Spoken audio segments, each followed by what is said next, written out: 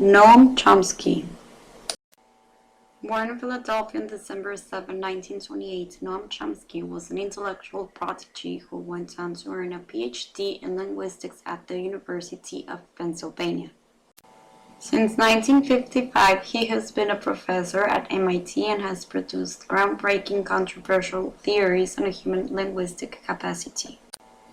Based on Chomsky's theory, language acquisition, which claims that children are born with an inherited ability to learn any human language, I am able to build up core concepts with educational manipulatives that concern language-based learning disabilities.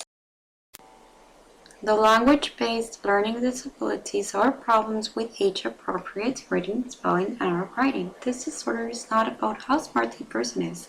Most people diagnosed with learning disabilities have average to superior intelligence. A speech-language pathologist (SLP) is part of a team consisting of the parents, caregivers, and educational professionals such as teachers, special educators, and psychologists.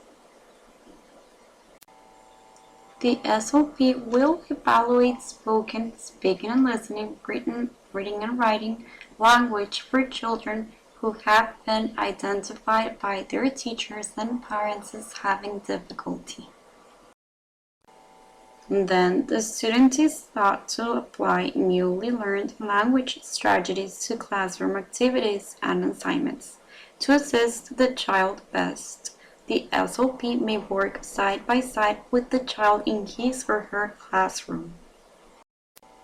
The first strategy I would use in my classroom is pair work, group work. How? By making a list of pairs of names before the lesson starts or while the students are coming in and just tell them when the time comes. Gianni, you work with Paola. Chiara, you're with Stefan at this time. If there are an odd number of students, I would make a group of 3 but break them up later in the lesson and put them into pairs with someone else so they get more chance to speak.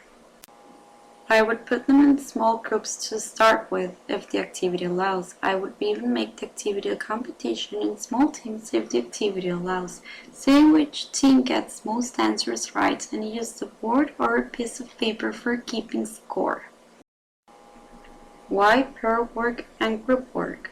It's good for the students to speak to each other and practice their speech. It's good for the students to work with another student sometimes rather than alone. Point 2. Reading aloud. How? I would pick a student, ask him or her to read the instructions for activity 1, 2, 3, or whatever. Marco, please read the instructions for activity 2 for us. I would pick a different student each time. Why? It saves me doing it. I can check pronunciation. If they all read the instructions silently, they will all finish at different times. If they listen to someone reading the instructions out loud, they all finish at the same time. Point 3. Checking understanding. How? Ask my students, is that clear? If it's clear, fine. If anyone says no, can you explain that? Can you explain again? I would ask one of the other students to explain it. If nobody understands it, we will then go through an example step by step together. They should get it then.